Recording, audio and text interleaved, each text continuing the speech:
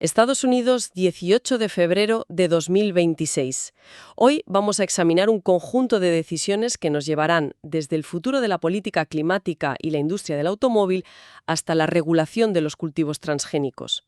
Y no solo eso, también pasaremos por la protección de especies marinas prehistóricas y la prórroga de emergencias nacionales que, parece que no tienen fin.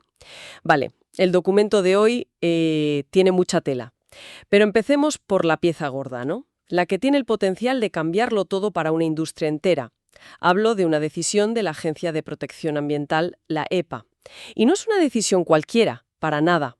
Están anulando una conclusión científica clave del año 2009. Exacto. Y esa conclusión, ojo, no era un detalle técnico sin más. Es la llamada conclusión de peligro. Fue la piedra angular, la base legal que permitió a la EPA empezar a regular los gases de efecto invernadero de los vehículos. Los trató como un contaminante peligroso para la salud pública. O sea que sin esa conclusión... Sin esa conclusión, todo el edificio de la regulación climática para el transporte se viene abajo.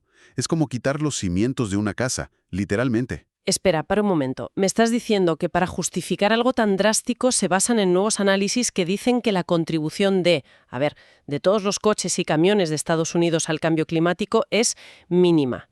Esa es una afirmación muy, muy fuerte. ¿En qué se basan para decir algo así? Pues, mira, se basan en sus propios modelos climáticos. Y aquí es donde la cosa se pone interesante.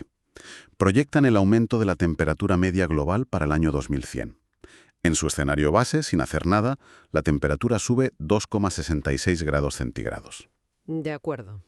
Y a continuación, hacen un ejercicio teórico. Dicen, ¿qué pasaría si, de repente, elimináramos hoy mismo y para siempre todas las emisiones de todos los vehículos de carretera de EEU? Pues bien, según su modelo, el aumento de temperatura en 2100 sería de 2,62 grados. Un momento. A ver si lo he entendido bien. La diferencia es de solo 0,04 grados. Es una cifra minúscula. Minúscula. Y el documento se agarra a eso para decir que la contribución neta de los vehículos estadounidenses al calentamiento global de aquí a final de siglo es de apenas 0,037 grados.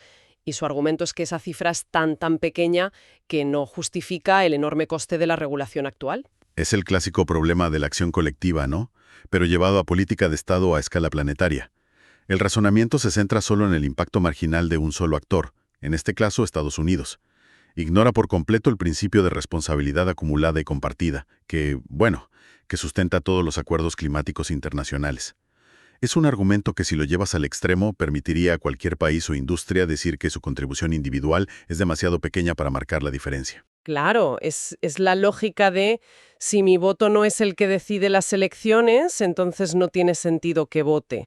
O si yo solo reciclo una botella, no voy a salvar el planeta. Ignora el efecto sumatorio. Y supongo que para reforzar esta idea sacan la artillería económica. Por supuesto. Ese es el segundo pilar de su justificación. Según sus cálculos, anular estas normativas generaría un ahorro tecnológico total de entre, atención, 730.000 y 1,14 billones de dólares de aquí a 2055. $1 billón. Es que es una cifra astronómica, cuesta incluso imaginarla.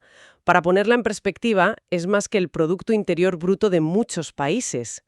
Y lo venden como un ahorro directo para el consumidor, de entre $1.552 y $2.420 por vehículo. Suena muy bien sobre el papel, desde luego. Claro, pero ¿a qué coste se consigue ese ahorro? ¿No se traslada ese coste a otros sitios? Pienso en la salud pública por la mayor contaminación o, en la pérdida de competitividad en tecnologías limpias. Esa es la pregunta del millón. Y lo más sorprendente es que el propio documento nos da una pista sobre la respuesta. Contiene una aparente contradicción que es, de verdad, fascinante. Analice el impacto total en las emisiones para el año 2055. Por un lado, las emisiones de los coches y camiones aumentarán en 440 millones de toneladas de CO2. Lógico, si quitas las regulaciones. Pero, y aquí viene lo curioso, las emisiones de las centrales eléctricas disminuirán en 39 millones de toneladas. ¿Cómo? ¿Por qué? No tiene sentido. Sí que lo tiene, si piensas en la interconexión. Al eliminar los incentivos para fabricar coches más eficientes y eléctricos, habrá muchos menos vehículos eléctricos en las carreteras, ¿verdad? Vale, hasta ahí te sigo. Menos vehículos eléctricos significa una menor demanda de electricidad para cargarlos. Y una menor demanda de electricidad significa que las centrales eléctricas, sobre todo las de gas y carbón, pues funcionarán menos, y por tanto emitirán menos. Pero eso es. Es una contradicción andante. El propio documento que justifica la medida admite que aunque las centrales emitan un poco menos, el resultado neto seguirá siendo un aumento masivo de las emisiones. Exactamente. Cuando suman el aumento de los vehículos y las refinerías, y restan el pequeño descenso de las centrales eléctricas, el balance final es un aumento neto de 410 millones de toneladas de CO2 para 2055. El informe lo admite abiertamente. Es una confesión dentro de su propia justificación. Esta medida, en su conjunto, va a aumentar la contaminación. Es alucinante. Entonces, en la práctica, ¿qué es lo que están haciendo exactamente? ¿Están eliminando todo sin más? No, es más sutil. Es una especie de cirugía regulatoria de alta precisión. Has mencionado antes las siglas de las agencias. Tenemos a la EPA, que es como el médico del medio ambiente, preocupada por la contaminación y la salud. Y luego está la NHTSA, la Administración Nacional de Seguridad del Tráfico, que es más bien el ingeniero de seguridad y eficiencia, ¿sabes? Se preocupa por los consumos, la seguridad de los coches. ¿Son dos carriles paralelos? Eso es. Lo que hacen es cerrar por completo el carril medioambiental de la EPA para los gases de efecto invernadero, pero dejan intactas las competencias de la NHTSA. Así, la NHTSA puede seguir estableciendo estándares de eficiencia de combustible. Separan el CO2 de la eficiencia, algo que hasta ahora siempre iba de la mano. Entendido. Es una maniobra compleja con consecuencias a muy, muy largo plazo. Y es interesante porque en el mismo fajo de documentos encontramos decisiones que son justo lo contrario. No miran a 2100, sino que reafirman políticas que vienen del pasado, como la continuación del estado de emergencia nacional con Cuba y Libia. Es un contraste perfecto. Continuar una emergencia nacional es una herramienta muy potente del Poder Ejecutivo. Suena algo burocrático, pero en realidad permite al presidente mantener activos una serie de poderes especiales que de otro modo no tendría. Es una forma de decir que la crisis que originó esa emergencia, a ojos del gobierno, sigue vigente. En el caso de Cuba, el texto menciona algo muy específico: la regulación del fondeo y movimiento de buques. Suena a un detalle menor, pero supongo que tiene su historia detrás. Y tanto que la tiene. Ese poder se remonta directamente a los años 90. El gobierno lo utilizó para impedir que flotillas de exiliados cubanos zarparan desde Florida para llegar a la isla y, bueno, provocar incidentes.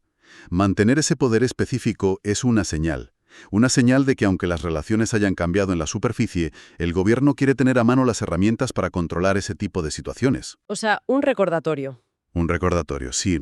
Tanto en el caso de Cuba como en el de Libia, es un recordatorio de que en política exterior hay tensiones que pueden permanecer latentes durante décadas. Y del tablero geopolítico, que se mueve en décadas, saltamos a algo que nos afecta de una forma mucho más directa y cotidiana: lo que comemos y cómo se produce.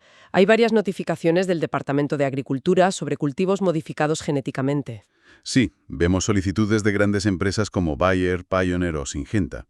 Piden el estatus de no regulado para nuevas variedades de soja y maíz. Este es el último paso burocrático antes de que una semilla transgénica pueda venderse y plantarse libremente en todo el país. ¿Y el proceso para conseguir ese estatus, en qué consiste? ¿Qué miran los científicos del gobierno? Se centra en algo que llaman evaluación de riesgo de plagas vegetales. Básicamente, estas nuevas variedades están diseñadas para resistir a ciertos insectos o para tolerar herbicidas. Los científicos de la agencia tienen que determinar si existe algún riesgo de que estas plantas se conviertan ellas mismas en una supermaleza, o si podrían transferir sus genes a parientes silvestres y crear problemas en los ecosistemas, claro. Es la burocracia de la innovación agrícola, por así decirlo. La burocracia de la innovación. Me gusta la expresión. Suena a que para poder plantar el maíz del futuro, primero tienes que rellenar el formulario B27 en triplicado. Algo así, sí. Pero es un control necesario. Y hablando del futuro, o más bien de un pasado viviente que es clave para nuestro futuro, el mismo día la Administración Nacional Oceánica y Atmosférica, la NOAA, publicó algo sobre el cangrejo herradura del Atlántico. El cangrejo herradura, ese fósil viviente con aspecto de tanque alienígena. Siempre me han fascinado. ¿Qué pasa con ellos? Pues que un grupo de ciudadanos ha presentado una petición para que se incluya en la lista de especies en peligro de extinción. Y la NOAA ha publicado lo que se llama una conclusión de 90 días, que es el primer filtro. El primer filtro. ¿Qué significa eso? Significa que la agencia ha revisado la petición y ha concluido que hay suficientes pruebas científicas como para tomarla en serio e iniciar una revisión completa. Una revisión que podría durar un año. O sea, que han dado el primer paso para una posible protección federal. Exacto. Y esto es mucho más importante de lo que parece. No estamos hablando solo de proteger a una especie curiosa por su valor ecológico o por ser un animal prehistórico. El cangrejo herradura es absolutamente vital para la medicina moderna. ¿Vital? ¿Por qué? Por su sangre. Es literalmente azul, por su alto contenido en cobre. Pero lo extraordinario es que contiene una sustancia única, llamada Limulus comebothate lysate, o LAL. Esta sustancia se coagula de forma casi instantánea al entrar en contacto con ciertas toxinas bacterianas. Espera. ¿Quieres decir que su sangre es un detector de bacterias? El detector más eficaz que conocemos. Cada vacuna que nos ponemos, cada marcapasos que se implanta, cada medicamento intravenoso. Absolutamente todo lo que tiene que ser estéril se prueba con esta sustancia de la sangre del cangrejo herradura para garantizar que no está contaminado. Es una pieza invisible pero fundamental de la seguridad sanitaria global. Entonces, esta petición para protegerlo no es solo una cuestión de ecologistas preocupados por una especie curiosa. Es un tema de salud pública. Proteger la población de cangrejos herradura es, en cierto modo, proteger la seguridad de nuestros medicamentos. Precisamente. Su población ha disminuido drásticamente en las últimas décadas, en parte porque se capturan para usar su sangre y también como cebo para la pesca. Si la especie colapsara, nos enfrentaríamos a una crisis muy seria en la industria farmacéutica. Así que esta pequeña notificación es el inicio de un debate crucial. Es increíble el abanico de temas en un solo día. Hemos pasado de proyecciones climáticas para dentro de 80 años a la sangre de un animal prehistórico que garantiza la seguridad de las vacunas de mañana. Y por lo que veo, la lista no acaba ahí, ¿verdad? No, para nada. La cosa se vuelve aún más granular y diversa. En el mismo registro encontramos una propuesta para crear estándares de accesibilidad para cambiadores universales en edificios públicos, para que las personas con discapacidades graves y sus cuidadores tengan espacios adecuados. Eso es un detalle de la vida cotidiana que puede cambiar radicalmente la calidad de vida de muchas familias. Totalmente. Y al lado de eso, una notificación de la Guardia Costera estableciendo zonas de seguridad temporal en el río Potomac, en Washington, D.C., por un espectáculo de fuegos artificiales. Y justo después, el inicio de 2 investigaciones comerciales de gran calado. Una por posible dumping de tomates frescos de México y otra por el mismo motivo con barras de acero inoxidable de la India. Dumping. Explícanos brevemente qué es, para quien no esté familiarizado con el término. Pues dumping es una práctica de comercio en la que una empresa vende sus productos en un mercado extranjero a un precio inferior a su coste de producción, o al precio que tiene en su propio país. Se suele hacer para eliminar a la competencia y ganar cuota de mercado, básicamente. Iniciar una investigación de estas significa que los productores locales, en este caso de tomates y acero, se han quejado de que hay competencia desleal y el gobierno va a investigarlo. O sea que al final este registro federal es como el diario de a bordo del país. Te encuentras desde una decisión que marcará el rumbo de la industria y el clima durante el próximo siglo hasta el aviso de que no puedes navegar con tu barca por una zona del río el próximo martes por los fuegos artificiales. Es la imagen perfecta de la maquinaria del gobierno en acción, en todos sus niveles y escalas. Desde la gran estrategia a largo plazo hasta la gestión más inmediata y práctica de la vida diaria y el comercio. Y este único día de publicaciones gubernamentales nos presenta esa tensión de forma muy clara. Por un lado, tenemos decisiones basadas en complejos modelos de datos que proyectan escenarios para el año 2100 y por otro, la logística para un espectáculo pirotécnico que ocurrirá la semana que viene. Esto nos deja con una pregunta importante sobre la propia naturaleza de gobernar, creo yo. ¿Cómo equilibra un sistema la formulación de políticas para un futuro lejano, abstracto y lleno de incertidumbre con la gestión de las necesidades concretas e inmediatas del presente? ¿Qué tipo de información, de análisis y de mentalidad se requiere para cada una de esas tareas? ¿Y cómo podemos, como sociedad, evaluar la calidad de esas decisiones a través de escalas de tiempo tan radicalmente diferentes?